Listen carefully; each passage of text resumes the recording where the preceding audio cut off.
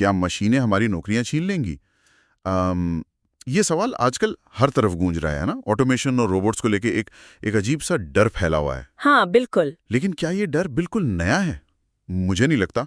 इसकी जड़ें तो शायद 200 साल पुरानी हैं। वो इंग्लैंड वाले लुडाइट्स। हाँ वही लुडाइट्स जिन्होंने मशीनें तोड़ दी थी। तो ये डर नया तो नहीं है, पर आज की बात थोड़ी अलग है। अलग कैसे? आज बात सिर्फ नौकरी जाने की नहीं है, बल्कि एक ज्यादा गहरे सवाल की है कि क्या ये नई तकनीक हमें और ज्यादा बांट रही है? मतलब अमीर और गरीब के बीच की खाई, क्या वो और चौड़ी हो रही है? अच्छा, तो असमानता का डर। बिल्कुल। आज हम इसी उलझन भरे मुद्दे की तह तक जाने की कोशिश करेंगे। हमारे पास कई तरह के स्रोत हैं, कुछ एकेडमिक शोध पत्र हैं, कुछ लेख हैं जिनमें अलग अलग नजरिए हैं, और कुछ दिलचस्प ऐतिहासिक किस्से भी हैं।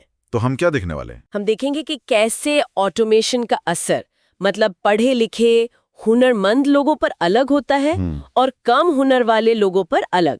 क्यों कुछ लोग इसका स्वागत कर रहे हैं और कुछ इसके सख्त खिलाफ हैं, और इसमें ट्रेड यूनियनों जैसे संगठनों का क्या रोल है। और कुछ सच्ची घटनाएं भी। हाँ, कुछ ऐसी सच्ची घटनाओं पर भी नजर डालेंगे जो हमें सोचने पर मजबूर कर देंगे। तो चलिए शुरू करते हैं। जैसा आपने कहा, आज का डर सिर्फ मशीन बनाम इंसान का नहीं है।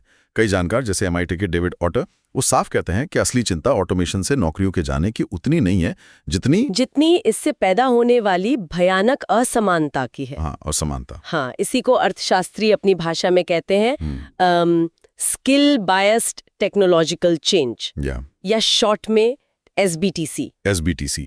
सुनने में थोड़ा भारी लगता है। मतलब क्या है इसका? मतलब सीधा सा है, जो नई तकनीक आती है ना, वो अक्सर उन लोगों की कमाई और काम करने की क्षमता बढ़ा देती है जिनके पास ऊंची डिग्रियां या खास हुनर है। अच्छा। वहीं जो लोग मान लीजिए रूटीन काम करते हैं या कम हुनर वाले काम करते हैं, उनकी या तो ज़रूरत कम हो जाती है या फिर उनकी तनख्वाहें वहीं अटकी रह जाती हैं या कम भी हो सकती हैं। तो ये फासला बढ़ता जाता है। और इसका असर सिर्फ कमाई पर ही नहीं पड़ता होगा, इसके सामाजिक राजनीतिक असर भी तो हो सकते हैं। बिल्कुल। देखिए, लॉरेंस समर्स जैसे बड़े अर्थशास्त्रियों ने भी चेतावनी दी है कि अगर सॉफ्टवेयर और रोबोट इसी तरह बढ़ते रहे तो भविष्य में एक बहुत बड़ी आबादी ऐसी हो सकती है जिसके पास करने को कोई काम ही ना हो। सोचकर ही अजीब लगता। हाँ, और सोचिए इससे समाज में कैसी उथल पुथल मच सकती है। टाइलर कोवेन और थॉमस पिकेटी जैसे विचारक भी इसी तरफ इशारा करते हैं कि जब बहुत सारे लोग आर्थिक दौड़ में पीछे छूट जाते हैं तो समाज में निराशा बढ़ती है, भ्रष्टाचार बढ़ता है, क्रोनिज्म मतलब नेताओं और उद्योगपतियों की वो सांठगांठ। हाँ वही, ये सारी समस्याएं सिर उठाने लगती हैं। तो एक तरह से तकनीक का फायदा अगर सब तक ना पहुंचे तो ये समाज के पूरे ताने बाने को ही कमजोर कर सकता है। लेकिन इस तस्वीर का एक दूसरा पहलू भी तो है।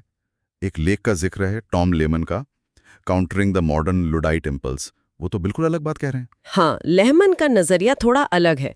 वो क्लासिकल उदारवादी अर्थशास्त्र के दृष्टिकोण से देखते हैं। वो कहते हैं कि अगर बाजार को आज़ादी से काम करने दिया जाए, संपत्ति का अधिकार सुरक्षित हो और सरकार ज्यादा दखल न दे, तो तकनीक और ऑटोमेशन अंततः सबके लिए फायदेमंद साबित होंगे। सबके लिए? ये कैसे? वो एक लंप ऑफ लेबर फैलेसी की बात करते हैं। ये क्या है? Lump of labour? हाँ, ये एक पुरानी सोच है कि अर्थव्यवस्था में नौकरियों की कुल संख्या एक तरह से फिक्स है, जैसे कोई केक हो, और अगर मशीनें एक टुकड़ा ले लेंगी तो इंसानों के लिए कम बचेगा। अच्छा, तो ये सोच गलत है? लेहमैन के मुताबिक हाँ, ये सोच बिल्कुल गलत है। असल में तकनीक क्या करती है, वो इंसानों के समय और मेहनत जैसे कीमती संसाधनों को उन कामों से आज़ाद करती है जो मशीनें बेहतर या सस्ते में कर सकती हैं। फिर इन आज़ाद हुए संसाधनों को नए, ज्यादा जरूरी और ज्यादा फायदेमंद कामों में लगाया जा सकता है। नतीजा क्या होता है? समाज पहले से ज्यादा चीजें बना पाता है, लोगों को ज्यादा आराम मिलता है, जीवन स्तर सुधरता है। मिल्टन फ्रीडमैन की वो कहानी याद आ गई, फावड़े और चम्मच वाली। हाँ, बिल्कुल वही। फ्रीडमैन का तर्क यही था कि मकसद काम पैदा करना नहीं, बल्कि काम को कुशलता से पूरा करना होना चाहिए। अगर मशीनें वो बेहतर कर सकती हैं तो करने देना चाहिए। लेहमैन एक और दिलचस्प बात कहते हैं कि भविष्य में शायद लोग रोबोट के मालिक बनकर कमाएंगे, सिर्फ मेहनत बेचकर नहीं। ये थोड़ा भविष्य की बात नहीं लगती? देखिए, उनका आइडिया ये है कि जैसे जैसे तकनीक सस्ती होगी, जैसे आज स्मार्टफोन या कंप्यूटर कितनी आम हो गए हैं, ये भी तो एक तरह के रोबोट ही हैं। तो आम लोगों के लिए भी उन्नत मशीनें खरीदना या उनमें हिस्सेदारी लेना आसान हो सकता है। कैसे?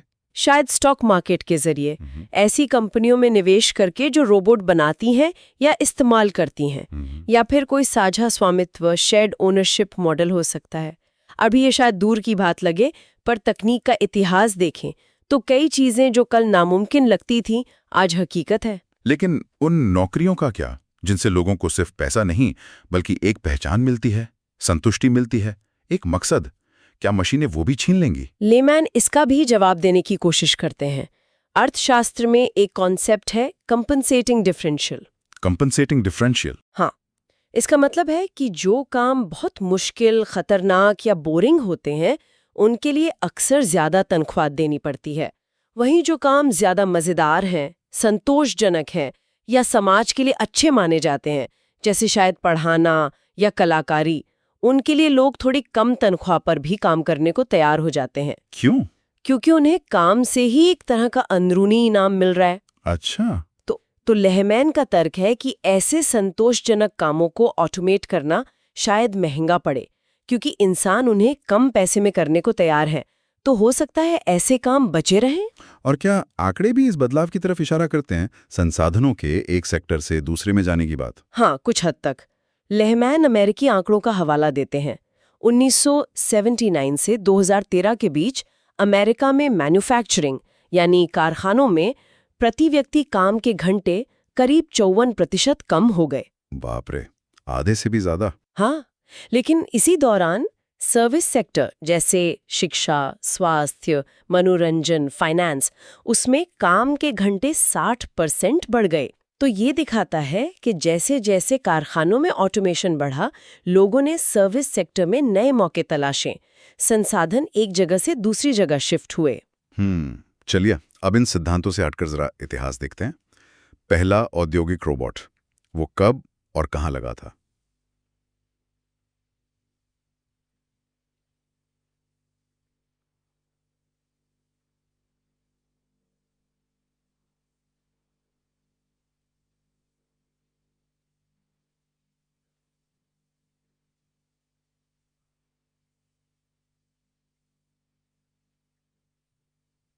मुझे याद आ रहा है, जनरल मोटर्स।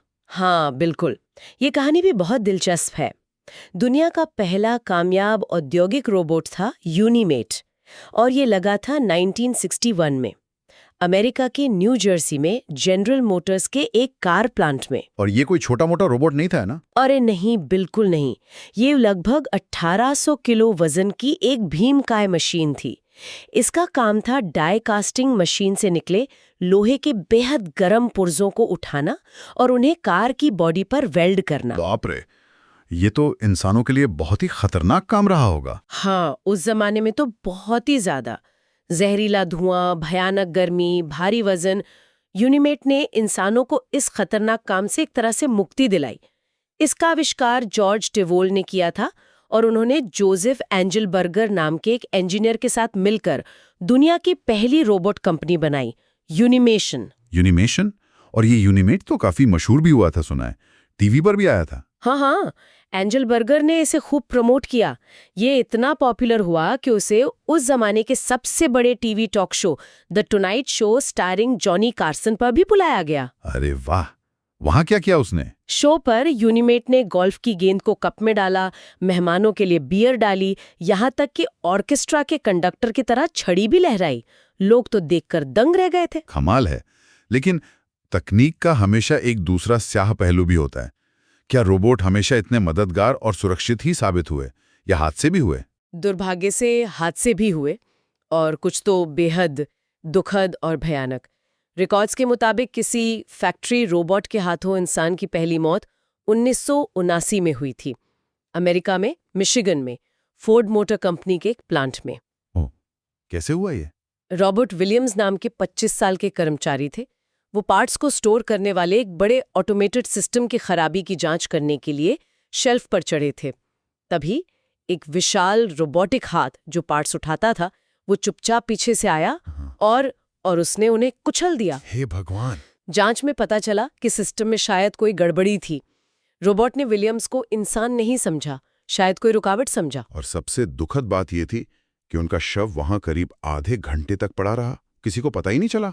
बाद में उनके परिवार ने केस किया और उन्हें $1.5 करोड़ का मुआवजा मिला। ये तो रोंगटे खड़े कर देने वाली घटना है। और ये अकेली नहीं थी।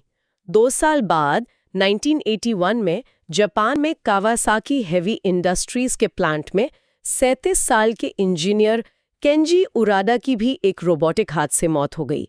वो भी एक खराब रोबोट को ठीक करने की कोशिश कर रहे थे और शायद उन्होंने सेफ्टी गार्ड बंद नहीं किया था। और ये सिर्फ पुरानी बातें नहीं है, हाल में भी कुछ हुआ है। हाँ बिल्कुल, हाल ही में 2023 में दक्षिण कोरिया से खबर आई, एक फैक्ट्री में सब्जियों के डिब्बे उठाने वाले रोबोट ने गलती से एक कर्मचारी को डिब्बा समझ लिया, उसे उठाया और कन्वेयर बेल्ट पर जोर से पटक दिया, जिससे उसकी मौत हो गई। ओह, ये वाकई तो साफ बताते हैं कि ऑटोमेशन के साथ सुरक्षा के इंतजाम कितने ज्यादा जरूरी हैं। 1986 के ILO यानी अंतर्राष्ट्रीय श्रम संगठन की रिपोर्ट में भी शायद इसी खतरे की बात थी। हाँ, उस रिपोर्ट में साफ कहा गया था कि रोबोट खासकर जब उनकी मरम्मत या मेंटेनेंस हो रही हो, तब वो अप्रत्याशित व्यवहार कर सकते हैं, खतरनाक साबित हो सकते हैं। रिपोर्ट में एक जर्मन स्टडी का जिक्र था, जिसमें पाया गया कि रोबोट से जुड़ी 87% दुर्घटनाएं मरम्मत या रख रखाव करने वाले कर्मचारियों के साथ हुई। 87%? हाँ, तभी से दुनिया भर में रोबोट के साथ काम करने के लिए कड़े सुरक्षा नियम और मानक बनाने की कोशिशें चल रही हैं, जैसे ISO स्टैंडर्ड्स वगैरह। इन हादसों से आगे बढ़ते हैं। अब एक और पेचीदा सवाल। हमारे स्रोतों में एक दिलचस्प बात है कि रोबोट अपनाने का असर अलग अलग देशों में अलग अलग क्यों दिखता है। जैसे अमेरिका और जर्मनी की तुलना करें, यहां पर यूनियनों की भूमिका क्या है? एक अध्ययन का जिक्र है हपनाला और उनके साथियों का। हाँ, ये अध्ययन बहुत महत्वपूर्ण है। ये सीधे तौर पर यही सवाल पूछता है कि ट्रेड यूनियनें, जिनकी ताकत को हम यूनियन घनत्व, यूनियन डेंसिटी से नापते हैं। यूनियन घनत्व मतलब कितने प्रतिशत कामगार यूनियन के सदस्य हैं? हाँ बिल्कुल। तो ये अध्ययन पूछता है कि ये यूनियन घनत्व रोबोट के रोजगार पर पड़ने वाले असर को कैसे बदलता है। अध्ययन 2 मुख्य सिद्धांतों को परखता है। पहला है सर्वव्यापी संरक्षण, इनकम्पसिंग प्रोटेक्शन। ये मानता है कि मजबूत यूनियनें अपने सभी सदस्यों की रक्षा करती हैं, चाहे वो किसी भी उम्र, शिक्षा या पद के हों। ठीक है। और दूसरा सिद्धांत है श्रम बाजार द्वैतवाद का। ये थोड़ा ज्यादा आलोचनात्मक नजरिया है। इसके मुताबिक यूनियनें अक्सर अपने अंदरूनी यानी इनसाइडर सदस्यों के हितों को ज्यादा तवज्जो देती हैं। इनसाइडर मतलब कौन? आमतौर पर वो कर्मचारी जो स्थायी हैं, ज्यादा अनुभवी हैं और अक्सर बेहतर पढ़े लिखे या ज्यादा हुनरमंद हैं। वहीं जो बाहरी यानी आउटसाइडर श्रमिक हैं, जैसे कि अस्थायी कर्मचारी, नए या युवा कामगार, कम पढ़े लिखे लोग, वो हाशिए पर रह जाते हैं। यूनियनें उनकी उतनी परवाह नहीं करती, ऐसा ये सिद्धांत कहता है। तो हापानाला और उनके साथियों के अध्ययन में जो यूरोप के 27 देशों और अमेरिका के करीब 20 साल के आंकड़ों 1998-2019 पर आधारित है, क्या नतीजा निकला? कौन सा सिद्धांत ज्यादा सही लगा? अध्ययन का जो मुख्य निष्कर्ष है वो श्रम बाजार द्वैतवाद वाले सिद्धांत का समर्थन करता है। उन्होंने पाया कि जिन देशों में यूनियनें बहुत मजबूत हैं, यानी यूनियन घनत्व ज्यादा है, जैसे कि स्वीडन या डेनमार्क जैसे नॉर्डिक देशों में, वहां जब फैक्ट्रियों में रोबोट का इस्तेमाल बढ़ता है तो इनसाइडर और आउटसाइडर के बीच का फासला और बढ़ जाता है। फासला बढ़ जाता है जी। मतलब रोजगार पर असर कैसे अलग होता है? मतलब ये कि इन ज्यादा यूनियन घनत्व वाले देशों में रोबोट आने पर औद्योगिक क्षेत्र यानी मैन्युफैक्चरिंग में नौकरियां कम होती हैं, ये तो सच है, लेकिन ये मार सबसे ज्यादा पड़ती है युवा कामगारों पर, 44 साल से कम उम्र के और कम पढ़े लिखे लोगों पर, जिनकी शिक्षा सेकेंडरी या उससे कम है। उनकी नौकरियां ज्यादा तेजी से जाती हैं। और जो पुराने या ज्यादा पढ़े लिखे हैं? हाँ, जो ज्यादा उम्र 45-65 साल के और उच्च शिक्षा वाले कामगार हैं, उन पर असर कम होता है या उन्हें तुलनात्मक रूप से फायदा भी हो सकता है। तो ऐसा लगता है कि यूनियनें अपने पुराने स्थापित सदस्यों की नौकरियों को बचाने में ज्यादा कामयाब रहती हैं, भले ही इसकी कीमत नए या कमजोर तबके के कामगारों को चुकानी पड़े। ये तो औद्योगिक रोजगार की बात हुई, लेकिन देश में कुल बेरोजगारी पर क्या असर पड़ता है? क्या ज्यादा यूनियन वाले देशों में रोबोट आने से कुल बेरोजगारी ज्यादा बढ़ जाती है? यहाँ कहानी थोड़ी अलग है और दिलचस्प भी। अध्ययन के मुताबिक कुल मिलाकर देखा जाए तो रोबोट का इस्तेमाल बढ़ने से देश में बेरोजगारी कम होती है, बढ़ती नहीं। अरे, कम होती है? क्यों? शायद इसलिए कि ऑटोमेशन से उत्पादन बढ़ता है, चीजें सस्ती होती हैं और सर्विस सेक्टर जैसी दूसरी जगहों पर नई तरह की नौकरियां पैदा होती हैं, तो ओवरऑल बेरोजगारी घटती है। हाँ, ये बात जरूर है कि बेरोजगारी में ये कमी उन देशों में थोड़ी कम होती है जहां यूनियनें ज्यादा मजबूत हैं। लेकिन क्या यूनियनें बेरोजगारी के मामले में भी वही इनसाइडर आउटसाइडर वाला भेद करती हैं? इस मामले में सबूत उतने साफ नहीं मिले।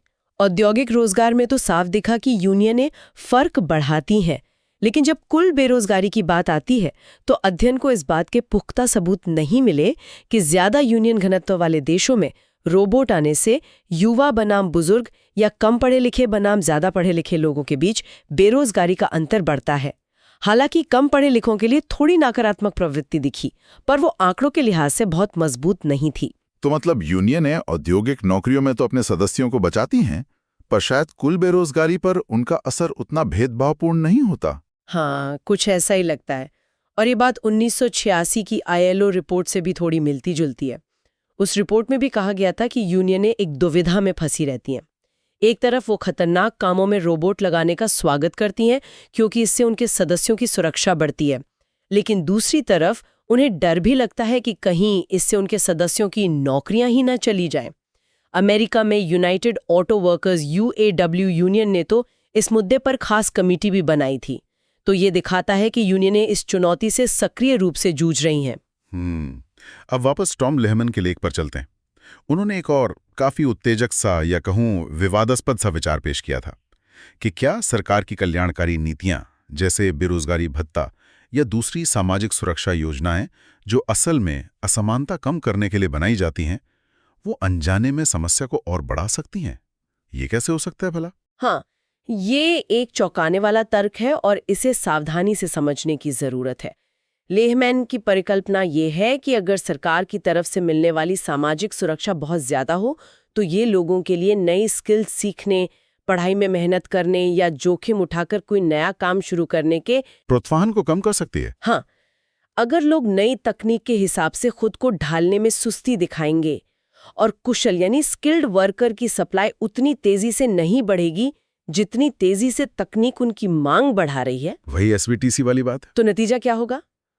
कुशल और अकुशल कामगारों की कमाई के बीच का फासला यानी आय असमानता और ज्यादा बढ़ जाएगी। क्या इस बात का कोई सबूत है? खाते हैं कि इस दौरान अमेरिका में प्रति व्यक्ति सरकारी हकदारी खर्च एंटाइटलमेंट स्पेंडिंग, मतलब सामाजिक सुरक्षा, बेरोजगारी लाभ, फूड स्टैम्प्स वगैरह पर होने वाला खर्च, वो लगातार बढ़ा है। और इसी दौरान आय असमानता, जिसे गिनी गुणांक से मापा जाता है, वो भी बढ़ी है।